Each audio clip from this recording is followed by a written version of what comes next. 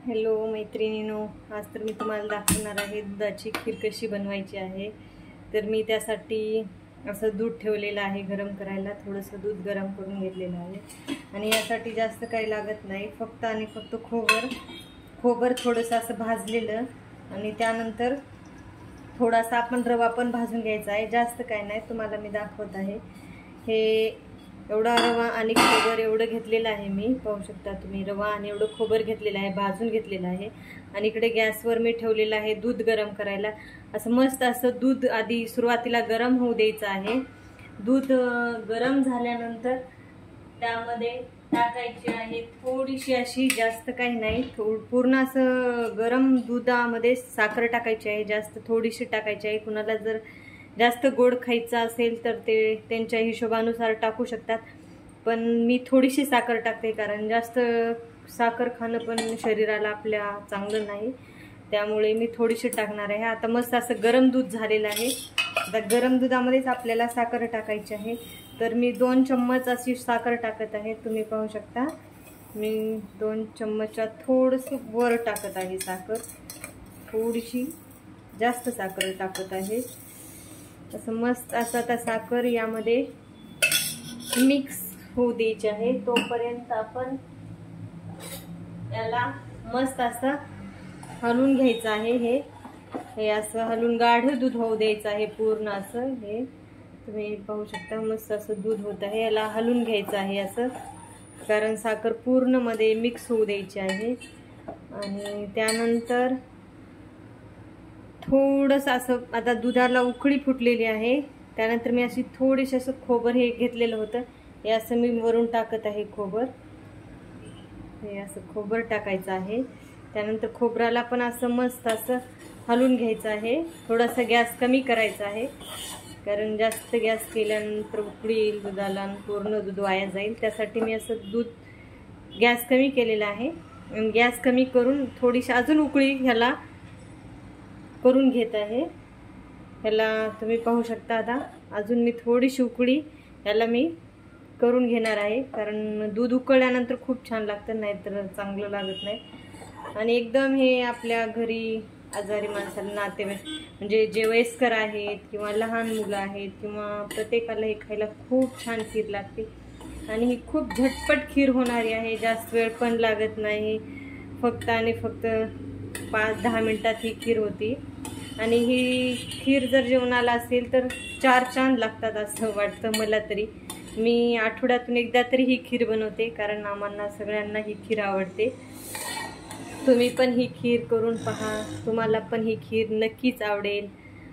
आता हे मी असं थोडंसं असं वरून थोडंसं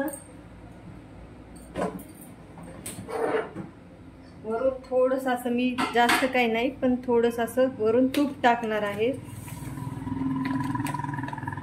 कारण तुपाने चांगली अजून तरी छान लागेल म्हणून मी असं जास्त काही नाही पण थोडंसं असं वरून तूप पण टाकलेलं आहे। हे मिक्स करून घ्यायचं आहे तूप पण यामध्ये। तुम्ही जर केली नसाल तर कधी खीर, ही नक्कीच खीर करून पहा। हे पाहू शकता मी तूप टाकलेलं आहे वरून थोडंसं। आता हे मी भाजून घेतलेला रवा आहे, एवढाच असा थोडासाच रवा भाजून घेतलेला आहे। आता ही रवा असा टाकायचा आहे आणि हे असं हटायचं आहे। तुम्ही पाहू शकता मी कशा पद्धतीने हटत आहे, असं मस्त असं हटून घ्यायचं आहे।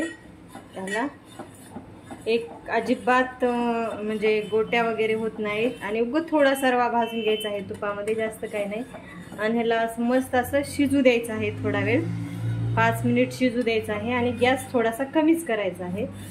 मी टाकलेला आहे रवा, आता तुम्ही आता बघू शकता मस्त असं शिजत पण आहे ते। थोडासा आहे अजून, मी थोडंसं असं हलवत आहे, 5 मिनिट हलवून घ्यायचं आहे थोडंसं। आता मी गॅस फुल करते। आता मस्त असा रवा यामध्ये गाढा होऊ द्यायचा आहे आणि एकदम रवा मिक्स होऊ द्यायचा आहे यामध्ये। आणि हा भाजलेला रवा असल्यामुळे आता थोडा वेळ अशीच उकळी येऊ द्यायची आहे याला। आणि आता हे बघू शकता आता मस्त असं गाढ होऊ द्यायचं आहे याला पूर्ण असं। तर मी थोडासा गॅस जास्त करत आहे आणि जास्त पण याला शिजू द्यायचं नाही, कारण जास्त जर शिजला तर आपली काय म्हणतात त्याला रव्याची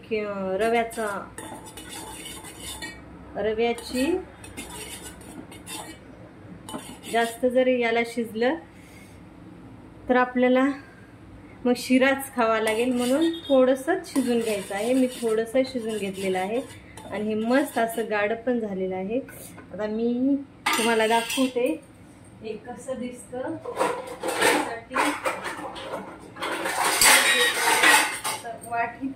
वाटी त्याला सर्व करत आहे. तर आता मी याला टाकत आहे असं वाटीमध्ये. तर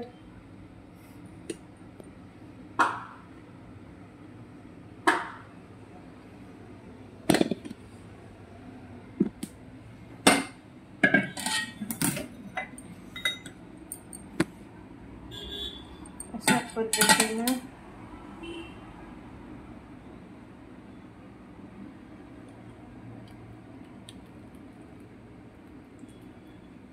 मस्त अशी आपली आता खीर तयार झालेली आहे. तुम्ही पाहू शकता. मग या खायला नक्कीच ही खीर तुम्ही करून पहा. आवडली रेसिपी तर चॅनलला नक्की सबस्क्राईब करा आणि अधिक व्हिडिओ पाहायला विसरू नका.